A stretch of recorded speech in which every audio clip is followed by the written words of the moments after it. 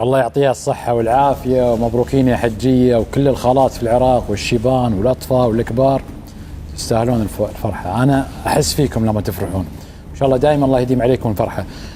نشأت مبروك الفوز، الله يبارك فيك. تستاهلون. شكرا. نتيجة مهمة جدا، 3 نقاط، هي أهم شيء اليوم.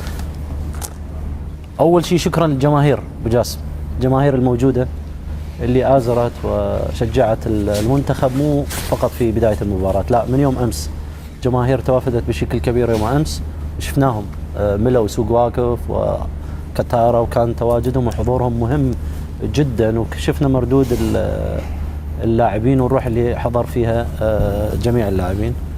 أبو جاسم في مهم وفي أهم. أنا في وجهة نظري الأهم البداية، أنك أخذت 3 نقاط. عندك مشكلة، رسالة أوجهها لبعض الأشخاص،